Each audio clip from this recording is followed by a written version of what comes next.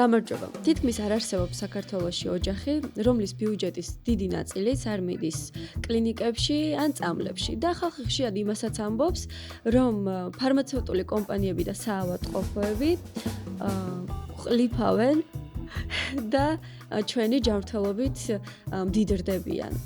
სანამ კითხვებზე გადავალ, მინდა გთხოვოთ, რომ გამოიწეროთ ჩვენი YouTube არხი და გამოყვეთ სხვადასხვა სოციალურ პლატფორმებზე.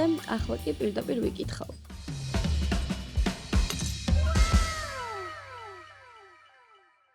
ჯანდაცვა არის ესეთი ბიზნესი, თუ უფრო ღრმა ეკონომიკურ სირთულეებთან გვაქვს საქმე? გამარჯობა ანა, დღეს სწორედ ამაზე ვისაუბრებთ, რატომ გვაქვს ასეთი მაღალი ფასები, იქნება ეს აფთიაქი თუ საავადმყოფო და ზოგადად ჯანდაცვის სექტორში, რატომ არ მუშაობს რაღაცა კლასიკური ეკონომიკური თეორიები. აქ რა ინტერესთა კონფლიქტია, რა მოქმედებს ფასზე, რატომ ვერ გშველის ფასების ხელოვნური რეგულირება და მთლიანობაში შევეხებით ჯანდაცვის ეკონომიკას, ხო? უნდა ვთქვა თავიდანვე, რომ კაპიტალიზმის რაღაცა კლასიკური მთავარი პოსტულატი რაღაცა მოთხოვნა მიწოდება, ხა პირდაპირ არ მუშაობს, იმიტომ რომ როდესაც ჩვენ ვყიდულობთ მაგალითად, რა ვიცი, პურს ან არაჟანს, ხო? იქ ვიცით რას ვყიდულობთ, ანუ ჩვენ გვაქვს ინფორმაცია იმის შესახებ, რას ვყიდულობთ, მაგრამ როდესაც მივდივართ კლინიკაში, ამ დროს შეიძლება ითქვას, საქმე გვაქვს ინფორმაციის ასიმეტრიულობასთან. ანუ ამ დროს ჩვენ ვენდობით კლინიკას, ვენდობით ექიმს და ვუჯერებთ მას, ხო? რა კვლევებსაც დაგვინიშნავს, რა წამლებსაც გამოგვიწერს, ეს ყველაფერი არ უნდა ჩავიტაროთ, არ უნდა შევიძინოთ. შესაბამისად, ამ შემთხვევაში ცოტა საქმე გვაქვს არასწორ ეკონომიკურ სტიმულებთან, შეიძლება ითქვას, ან სისტემურ სტიმულების პრობლემასთან. რას ნიშნავს ეს სისტემური სტიმულები? ანუ აქ საქმე გვაქვს იმასთან, რომ სისტემა აწყობილია ისე, ანუ ჯანდაცვის სისტემა, როდესაც მოდის პაციენტი, მას აქვს სტიმული ამ სისტემას, ჯანდაცვის სისტემას, ასე ვთქვათ, რომ რაც შეიძლება მეტი მომსახურება ჩაუტაროს. ანუ სწორად გავიგე, რომ მე რომ ექიმთან მივედი, იმ ექიმმა შეიძლება ისეთი ანალიზები დამინიშოს, რაც საერთოდ არ მჭირდება იმისთვის, რომ ხო, აქ უკვე ეთიკის და მორალის საკითხებს გავდივართ, რა თქმა უნდა, სასურველი ეს არ არის, მაგრამ აქ არ არის საუბარი იმაზე, ექიმი კეთილსინდისიერია თუ არა, როდესაც სისტემა ასეა მოწყობილი, რომ რაც მეტ მომსახურებას ჩაგიტარებს, რაც მეტ ფულს დახარჯავს, შენ იქ მეტი შემოსავალია კლინიკასაც და ექიმსაც, თავისთავად ეს უჩენს სტიმულს იმისთვის, რომ შეიძლება რაღაცა, ან თლად ზედმეტი არ დაგინიშნოს, მაგრამ აი რომ შეიძლება რომ ეს გამოკვლევა არ დაგინიშნოს, მაინც მოდი, იმიტომ რომ ხშირ შემთხვევაში ამ ფულს ჩვენც არ ვიხდით. იხდის როგორც წესი სახელმწიფო, იმიტომ რომ ჩვენთან მოქმედებს ეს აი საყოველთაო ჯანდაცვის პროგრამა და სისტემა, სადაც პაციენტების უმრავლესობას სახელმწიფო უფინანსებს, ვთქვათ, ოპერაციას იქნება თუ სხვა პროცედურებს. ოპერაციებს აფინანსებს კი, მაგრამ უბრალო გამოკვლევებზე რომ მიდიხარ პროფილაქტიკის მიზნით, ძალიან მიზერული თანხარის, რასაც საყოველთაო გიფარავს. ხო, ეგ კიდე ცალკე საკითხია, რა თქმა უნდა, ხშირ შემთხვევაში ჩვენ სახელმწიფო ანუ ფულს ხარჯავს არა პრევენციაზე გარკვეული პრობლემების ჯანდაცვის კუთხით, ხო? უკვე რაღაცა რომ დაგემართება. ხო, აი რამე რომ დაგემართება, მერე კი ბატონო, აი ოპერაციას ვთქვათ, გაგიკეთებს სახელმწიფო, მაგრამ ეს არის ზუსტად ამ მოდელს აქვს ეს მინუსი მთავარი, რომ ხშირ შემთხვევაში ხდება არასწორი ხარჯვა და წლების წინ, როდესაც ეს ამ პრობლემის წინაშე დადგა ქვეყანა, რომ ბიუჯეტი აღარ ყოფნის უბრალოდ ამ გაზრდილ და გაბერილ ხარჯებს ჯანდაცვაში, ხო?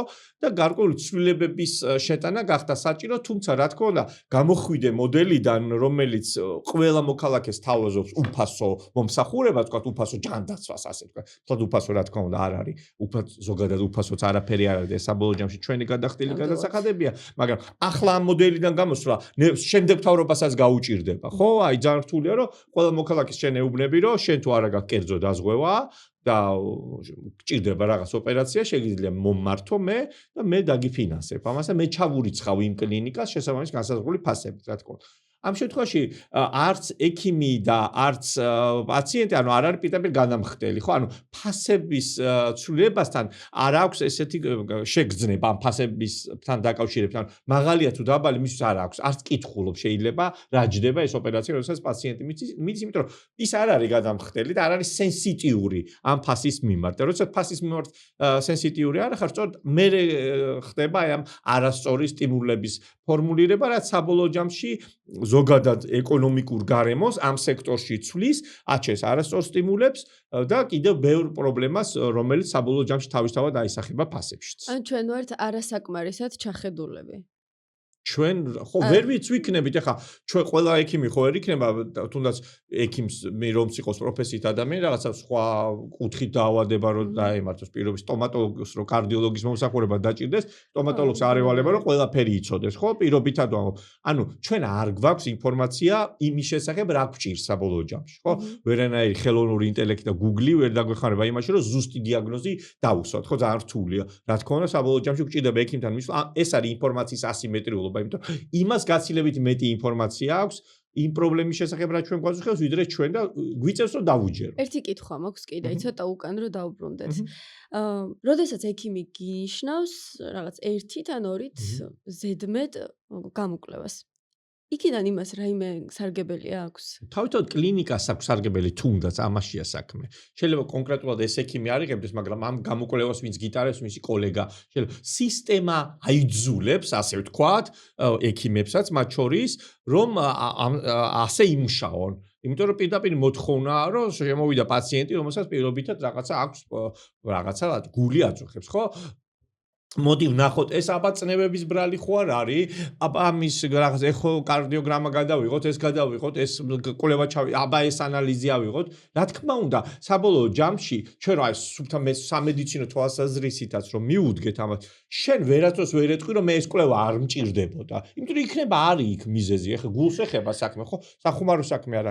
ამიტომ შესაბამისად, როდესაც კლინიკას ეს სტიმული აქვს, რომ რაც შეიძლება მეტი მოსახურება გაგიწიოს და შენ საბოლოო ჯამში ვერც შეეწინააღმდეგე ამაზე. ხო, ეხლა მე უკვე როდესაც მორალთან და ეთიკასთან მივდივართ, ხო, ჩვენ ხშირად გვწმენია, რომ აი მოგწონს ექიმები, რომლებიც ზედმეტ და ბევრ წამალს არ გვინიშნავენ, ან არ ვინიშნავენ ჩვენს შვილებს, თქვა პედიატრები, ზედმეტ წამალს ზოგს უყვარს ბევრი წამლისთან. არიან ხო, მაგრამ ანუ მინუსი არც ერთია და არც მეორე მეცნიერული სამედიცინო თვალსაზრისით. შეიძლება მისმა მკურნალობამ უკეთესი შედეგი გამოიყვანოს. ამის გარანტია არ არსებობს. შესაბამისად, ჯანმრთელობაში 100%-იანი არაფერი არ არსებობს, ვერავინ ვერაფრის გარანტიას ვერ მოგცემს შენ.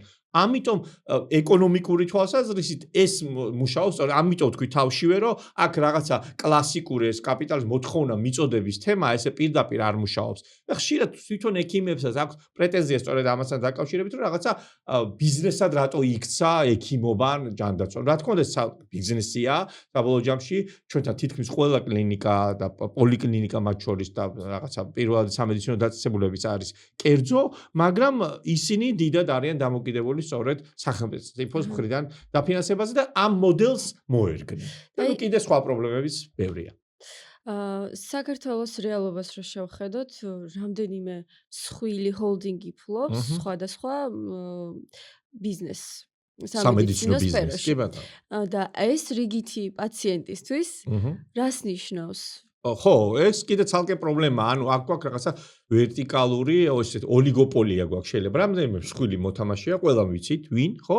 რომელიც ფლობს რაღაცა ჰოლდინგია, რომელიც ფლობს სადაზღვევო კომპანიას, რომელთანაც მიხვედი, შენ თქვა ხარ დაზღვეული, მიხვედი ამ სადაზღვევო კომპანიასთან და მან გაგიშვა კლინიკაში, რომელიც ამ ჰოლდინგის ნაწილია. ეს ჰოლდინგი ფლობს კლინიკასაც. ამ კლინიკაში დახვდა ექიმი, რომელმაც გამოგიწერა წამლები და გაგიშვა იმ აფთიაქში, რომელიც ასევე ამ ჰოლდინგის ნაწილია. ანუ ერთი ადამიანი, ან ერთი კორპორაცია ფლობს სადაზღვევო კომპანიასაც, კლინიკებსაც, აფთიაქებსაც და თავისთავად რა თქმა უნდა, აქ ძალიან რთულია, რომ შენ ისაუბრო იმაზე, რომ რაღაცა სამართლიანი ბიზნესის და კონკურენციის პირობები არსებობს. მაგრამ ეს ამ ბიზნესის ბრალი კი არ არის. ვინ ქმნის თამაშის წესებს, მით უმეტეს, ეს არის ძალიან მკაცრად რეგულირებული სექტორი. ჯანდაცვა არის საკმაოდ მკაცრად რეგულირებული. ხო, სახელმწიფოს აქვს ძალიან მკაცრი მოთხოვნები, ექიმების ლიცენზირებიდან დაწყებული და მათი განათლებიდან დაწყებული, ანუ ყველა ხო ვერ იქნება ექიმი დიპლომით თუ არის ადამიანი ექიმი, მე კიდევ წლები უნდა ისწავლოს, ხო. მე მივხედავთ ის რომ მშობლები ექიმი ვყავდა, მაინც არ მომინდა ექიმობა, იმიტომ ძალიან რთული საქმეა ჩემი. პირობითად ვარ, ხო? ანუ ექიმის დიპლომიდან დაწყებული და მისი ლიცენზირებიდან დაწყებული საავადმყოფოსთვის უფლების მიცემა, კლინიკისთვის, აფთიაქის გახსნა, ასე ყველაფერში ჩართულია სახელმწიფო. სახელმწიფოს აქვს მთელი ჯანდაცვის სამინისტრო, არსებობს უზარმაზარი სტრუქტურა, რომელიც ამ ყველაფერს აკონტროლებს. მაგრამ საბოლოო ჯამში ჩვენ მივიღეთ სისტემა, რომელსაც სახელმწიფო ერთგვარად ხელს უწყობს, ასე ვთქვათ, ხო? სახელმწიფომ რა უნდა გააკეთოს? გააკეთოს ამ შემთხვევაში. პირიქით უზრუნველყოს მეტი კონკურენცია. ბაზარზე წარმოიდგინე ახალი მოთამაშის შემოსვლა რამდენად რთულია, ხო? რომ შემოვიდეს ვიღაცა, რომელსაც აქვს მხოლოდ აფთიაქი. და არ აქვს კლინიკა. რა თქმა უნდა, მას კონკურენტები მოუგებენ, იმიტომ რომ იმ აფთიაქს მეტი კლიენტი ეყოლება თუ პაციენტი, თავისთავად, იმიტომ რომ იმ აფთიაქს თავისი კლინიკაც აქვს, სადაზღვევო კომპანიაც აქვს და ასე შემდეგ. ისინი ერთმანეთს გაყიდვებში თავისთავად ხელშეუწყობენ. ამიტომ ახალი მოთამაშის შემოსვლა ბაზარზე ძალიან ჭირს და აქ მივდივარ სწორედ იმასთან, რომ ბიზნესის ბუნება არის, რა თქმა უნდა, რომ მოგების მაქსიმიზაცია. ბიზნესი ფიქრობს იმაზე, რომ რაც შეიძლება მეტი გამოიმუშაოს და მეტი მოიგოს. ეს არის ძალიან ბუნებრივი, არ უნდა გაგვიკვირდეს, შეიძლება არ მოიგეწონოთ ძვირფასო მაყურებლებო, მაგრამ მიუხედავად ამისა, მაინც გამოიწერეთ ჩვენი არხი, ჩვენ ღიად ვსაუბრობთ ამ პრობლემებზე და არ გიმალავთ არაფერს და გამოგვხდით სხვა სოციალურ ქსელებში. ხო და მოვიწყდა აქამდე ამის თქმა და ამიტომ გამახსენდა. ხო და შეიძლება ძალიანაც არ მოგწონდეს, მაგრამ ასეა სისტემა მოწყობილი, ბიზნესი ასეა, შესაბამისად სახელმწიფო იმისთვის არსებობს, რომ ამ პრობლემებს მიხედოს, ხო? ისთვის ვირჩევთ, ხო, მთავრობას, რომ მან იმ პრობლემებს მიხედოს, რაც მოსახლეობის უმრავლესობას აწუხებს. მაგრამ აი მოსული ვართ აქამდე, რომ ეს სისტემა არის და ვართ ასეთ მდგომარეობაში. ნამდვილად, გიორგი. იცი რა, წლების წინ სახელმწიფომ ხო შემოიღო რაღაცა ფიქსირებული ფასები წამლებზე და ამის შედეგი არ გამოიღო? ხო, გარკვეულ წამლებზე, ისეთი მუდმივი მოხმარების მნიშვნელოვან წამლებზე სახელმწიფო ეგრეთ წოდებული რეფერენტული ფასები დაადიან რაღაცა ზედაჭერი, რომლის ზემოთაც ვერ გაყიდის აფთიაქი ამ წამლს. მაგრამ აფთიაქში გარდა ამ წამლისა, ხო, სხვა წამალიც იყიდება და სხვა პროდუქციაც იყიდება. შესაბამისად, ბიზნესმა რა გააკეთა, ხო, რაღაცაზე რომ დაუფიქსირეს ეს ზედაზღვარი, ანუ ქვევით კი არ ჩამოწია, იმ ზედაზღვარით ყიდის ამ წამალს, იმიტომ რომ სახელმწიფოს მიერ ჭერი დაწესებულია, თავარია რომ ამაზე ძვირად ვერ გაყიდის. მაგრამ ამავე დროს მან გააძვირა, ანუ ფასების ეს მარჟა გადაიტანა სხვა საქონელში რა, სხვა მედიკამენტებში, კოსმეტიკაში რა, ბევრ რამე რა, წიგნების კი იყიდება უკვე მე მგონი აფთიაქებში, ხო? ამაში გადაიტანა, შესაბამისად, ამით დააბალანსა მან თავისი მარჟა. ამიტომ აი ეს უხეში ჩარევა სახელმწიფოს მხრიდან და რაღაცა ფასების ფიქსირება, რა ვიცი, საუკუნეებია მე მგონი ამაზე ვსაუბრობ და საბჭოთა კავშირის გამოვლილი ქვეყანა ვართ. არ გვაძლევს საბოლოო შედეგს. ამას მივყავართ ან დეფიციტისკენ, ან საბოლოო ან გადაისვრის ამ ფასებს უკვე სხვა სფეროში, ანუ სხვა სფეროს არ იგივე ხარ, ერთ აფთიაქში ხარ, რაღაც წამალი იყიდე შედარებით იაფად, პირობითად, მაგრამ სხვა წამალი რო დაგჭირდა, იქ უკვე მარჟა გაზრდილია და ამას ყველაფერს ვერ დაარეგულირებს. ამას საბოლოო ჯამში ბაზარზე არეგულირებს მხოლოდ გაზრდილი კონკურენცია და თავისუფალი ბაზარი. ისეთ სულ მაინტერესებდა ეს ახლა ცოტა თემის მიღმა. რამდენად სწორი არის, რომ აფთიაქებში იყიდება თავის მოვლის საშუალებები და კოსმეტიკა? ანუ ეს კითხვა რატომ იჭდება, იცი, ვიღაცას უცებ წამალი ჭირდება და უნდა ელოდოს რიგს, როდის იყიდის ვიღაცა დუშგელს როგორ ითქმის, ხო, ტანის მოვლის საშუალებებს, ხო რა? ეს რამდენად სწორი არის, რომ აფთიაქში საერთოდ ისეთი იმდენი ფილიალი გვაქვს აფთიაქებში, იქ თუ კიდე რიგი დადგა, არ ვიცი, მე იშვიათად ალბათ რომ რაღაცას რა მნიშვნელობა აქვს, რომ ჩემი უბნის აფთიაქში სიტყვაზე, ხო? იცი რა, ხო, ეს საკითხია რა თქმა, აკრძალული ეს არ არის, მაგრამ ეს თავის მოვლის საშუალებები საბოლოო ჯამში არის მინიმუმ რაღაცა კანის ჯანმრთელობასთან შეიძლება იყოს დაკავშირებული ან თმის მოვლასთან, რომელიც საბოლოო ჯამში ისევ ჯანდაცვის საკითხი, ამიტომ თეორიულად მიესადაგება კი ბატონო, რომ იქ იყიდებოდეს და მათ შორის გვინახავს ხო რაღაც ექიმების გამოდიან კანის თუ სხვა ტიპის ექიმები, რომლებიც რაღაცებს გვირჩევენ, მათ შორის კოსმეტიკურ საშუალებებსაც. გოგონებისთვის უფრო ეს არის მნიშვნელოვანი ეს საკითხი შეიძლება ითქვას.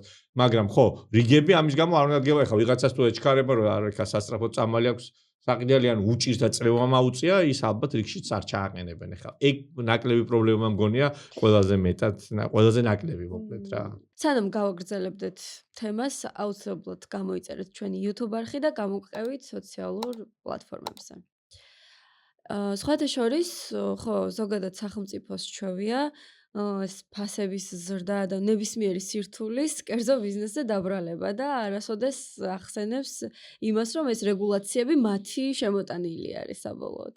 ხო, მომხმარებლები სხვათა შორის მომხმარებელს კონკრეტული კლინიკის ან აფთიაქის მიმართ უჩნდება პრეტენზია და იშვიათად რომ ვიღაცამ დაიწყო სახელმწიფოს როლზე საუბარი. რა თქმა უნდა, ეხლა როდესაც პოლიტიკოსებთან გვაქვს საქმე, აქ პოპულიზმის მომენტი ყოველთვის არის და ცდილობს რომ რაღაცა სისტემურ ხარვეზებზე ან ფასების ზრდაზე თითი გაიშვიროს კერძო ბიზნესისკენ, მაგრამ საბოლოო ჯამში ეს არის მხოლოდ სიმპტომთან ბრძოლა და არა მიზეზთან, ხო? მიზეზი რა არის ამ ფასების ზრდის? ჩვენ უკვე აღვნიშნეთ, რომ სახელმწიფო იმისთვის არსებობს, რომ კონდეს რაღაც სამართლიანი თამაშის წესები, რომელშიც ოპერირებს ეს ბიზნესი, არ არის ოლიგოპოლიური გარიგებები, არ არის ხელშეწყობა ამ კუთხით, იმიტომ რომ ხო ჩვენ გვინახავს, რომ რაღაცა ერთი და იგივე წამალზე შეიძლება მართლა ერთი და იგივე ფასი იყოს 4 სხვადასხვა აფთიაქში, ხო? და ძალიან კარგად ხვდებით, რომ ასე თლაც საბაზრო პირობებით ეს არ ხდება და რაღაცაშია საქმე. ამას ხო სახელმწიფოც უყურებს, რაღაც კომისიების ხო ქონდათ შექმნილი რაღაც სურსათის და მედიკამენტების ფასები რომ დაერეგულირებინათ რაღაც შეესწავლ. საბოლოო ჯამში შედეგი რა მივიღეთ? ვერანაირი შედეგი ვერ მივიღეთ. სახელმწიფო თქვა, რომ კიო ჩვენო შევისწავლეთო, მაგრამ მაინც კონკურენცია იქ არისო და ანუ იმიტომ არის მაღალი ფასები, რომ ასე უნდა იყოსო. ანუ საბოლოო ჯამში მომხმარებელმა, პაციენტმა ვერანაირი სარგებელი ვერ მივიღეთ სახელმწიფო ზედმეტი ჩარევისგან ამ სექტორში. მიუხედავად იმისა, რომ ყველა მთავრობა, რა თქმა უნდა, მემარცხენე იქნება თუ მემარჯვენე, ეცდება, რომ ეს პრობლემა სათავისოდ გამოიყენოს ან საბოლოო ჯამში თუ ვერ გადაჭრის რაღაც პრობლემას, ხელი თითი გაიშვიროს, რომ აი ეს რაღაცა სუნაგი თუ გაბოროტებული ბიზნესები, მოგების მაქსიმიზაცია უნდა და ამიტომ ცდილობენ, რომ ხალხი გაყლიფონ პირობითად. მაგრამ ეს არ არის გამოსავალი კიდევ ერთხელ ვამბობ, სახელმწიფოს და პოლიტიკოსებს აქვს პასუხისმგებლობა, რომ ჩვენ პრობლემებს სხვანაირად შეხედონ და იპოვონ გადაჭრის გზები და არა ის რა ქვია, უბრალოდ ის დააბრალონ ეს ყველაფერი კერძო ბიზნესი. იმიტომ ხარ სახელმწიფო, იმიტომ ხარ მთავრობა, რომ შენ ისეთი რეგულაციები შემოიღო, რომელიც შედეგს მოიტანს და არა რაღაცა ამირების სუბსიდირებით თუ რაღაცა ჩარევებით, შენ პირიქით გამოიწვიო ფასების ზრდა. ნუ იქ არის ვალუტის ვთქვათ კომპონენტი, ხო? ეხლა კი გამყარებულია ლარი, მაგრამ როდესაც უფასურდება ჩვენ ხო თითქმის უმრავლესობა ამ მედიკამენტების იქნება თუ სამედიცინო ინვენტარის შემოგვაქვს იმპორტით. ხო? ასევე პრობლემა არის ანაზღაურების. მაგალითად, ექთნების პრობლემა. ამას წინათ შემხვდა პოსტი Facebook-ზე, ექთანი წერდა რაღაც 453 ლარი თუ რაღაც ავიღე ხელფასიო. რაც არის ძალიან დაბალი. ეს ადამიანები მე იძულებული არიან, რომ წავიდნენ საზღვარგარეთ. შესაბამისად, კლინიკებს ექნებათ საშუალო მედპერსონალის დეფიციტი. ანუ ექთნები არ აყავთ საკმაოდ. ექიმები შეიძლება ითქვას საკმარისი მეტი ყავს, მაგრამ ექთნები და სანიტრები აღარ ყავს, იმიტომ რომ ამ დაბალ ანაზღაურებაზე არავის არ უნდა მუშაობა და კლინიკებს თავისთავად შემდეგ უწევთ ფასების აწევა. თუ ვიღაც არ იმუშავებს 500 ლარზე, თავისთავად კლინიკას მოუწევს რომ გადაუხადოს მეტი, რომ მოიზიდოს, ხო? კარგი სპეციალისტი, იმიტომ რომ ექთნის როლი, რა თქმა უნდა, რა ვიცი, შეიძლება იგივე არ არის რაც ექიმის, მაგრამ ძალიან მნიშვნელოვანია პაციენტის გამოჯამრთელებაში. მათთვისაც ხელფასების აწევა უწევს ისე და ზოგადად ინფლაცია თავისთავად მოქმედებს ყველაფრის ფასად და შესაბამისად კლინიკებში იქნება თუ აფთიაქებში მედიკამენტების თუ სხვადასხვა სამედიცინო მომსახურების ფასზე. მე მგონი მივდივართ ნელ-ნელა დასასრულისკენ და შეჯამებისკენ. რა არის გამოსავალი? რაში ვხედავთ გამოსავალს? ხო, მე მგონი ირიბად ვისაუბრე უკვე ამაზე, მაგრამ კიდევ ერთხელ დავაკონკრეტო, რომ გამოსავალი არის თამაშის წესების ცვლილებაში, ოლიგოპოლიების მოშლაში, შეიძლება იმსჯელოს სახელმწიფო იმაზე, რომ ერთი ჰოლდინგი არ ფლობდეს იმასაც, კლინიკასაც, სადაზღვევოსაც, აფთიაქსაც, ყველაფერს ერთი ადამიანი, ერთი კომპანია არ ფლობდეს, ამაზე იმსჯელოს სახელმწიფო, თუ ეს ხელს შეუწყობს, რა თქმა უნდა, კონკურენციის ზრდას, ასევე უნდა გახსნას ბაზარი და ახალი მოთამაშეების შემოსვლას შეუწყოს ხელი, დახმარებები და მათ შორის აი საყოველთაო ჯანდაცვის პროგრამაში ბევრი ფული რატო იხარჯება, ხო? იმიტომ რომ ადამიანი მდიდარია თუ ღარიბი, მნიშვნელობა არ აქვს. ყველას ეკუთვნის ეს. არ და არიან ადამიანები, ვისაც შეუძლიათ გადაიხადონ.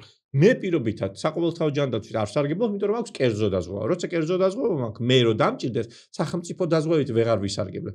ასე უნდა იყოს, ეს მოდელი უნდა იყოს. კერძო დაზღვევას უნდა შეუწყო ხელი, რომ კერძო ჯანმრთელობის დაზღვევა განვითარდეს, რომ ვისაც შესაძლებლობა აქვს დაეზღვიოს, თვითონ გადაიხადოს თავისი ჯანმრთელობის ფასი, ასე ვთქვათ, და ამით შენ გამოგითავისუფლდება თანხები, რომ იმ გაჭირვებულს და სოციალურად დაუცველს უფრო მეტად დაეხმარო.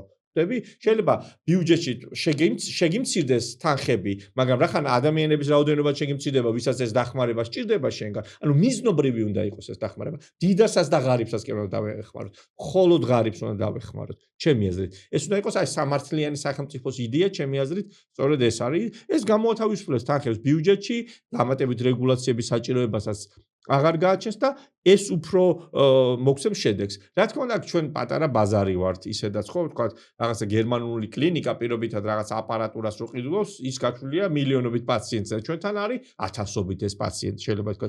რა თქმა უნდა, დანახარჯები თავისთავად ჯანდაცვის ბიზნესშიც საკმაოდ მაღალია და ეს ხარჯების ზრდა თავისთავად შემდეგ უკვე ფასებში აისახება. ამიტომ ჩემი აზრით აი ეს არის დერეგულირება, ნაკლები ჩარევა და სახელმწიფოს მხრიდან სამართლიანი თამაშის წესების დაწესება და არა რაღაცა პოპულისტური მოკლევადია საარჩევნო მიზნებზე გათვლილი და რაღაცა სადღეგრძელოებზე გათვლილი დაპირებები. მე მგონი ეს არის რაშიც გვიწევს დღეს რომ ვიცხოვროთ, გიორგი. პრინციპში მგონი ეს იყო ამოუწურავად ვისაუბრეთ. რა თქმა უნდა ეს ამოუწურავი თემა, არც მე დარჩენ არ ვარ ჯანდაცვის ეკონომიკის სპეციალისტები, მაგრამ ის რა ზედაპირზე ჩანს, ამაზე რო არ გვესაუბრა ჩვენს ამ მესამე სეზონის ერთ ბოლო გადაცემაში, კიდევ ერთი გადაცემა დაგვრჩა ორ კვირაში, მე მგონი არ შეიძლებოდა და უნდა შევხებოდით ამ თემას. თქვენ კი კიდევ ერთხელ მოგვიწოდებთ, რომ თუ მოგხსნათ ჩვენი ვიდეოები, დიდები თუ პატარები, გამოგვიწერეთ, გამოყვებით, მოიწონეთ. სულ ცოტა გვაკლია 40,000 გამომწერამდე YouTube-ზე და თუ ვიაქტიურებთ 50,000-მდე შეიძლება მალე ავიდეთ. დიდი მადლობა რომ გვიყურებდით, გახსოვდეთ რომ ჩვენი პარტნიორია TBC და მომავალ შეხვედრამდე დაგემშვიდობთ. აბა კარგად.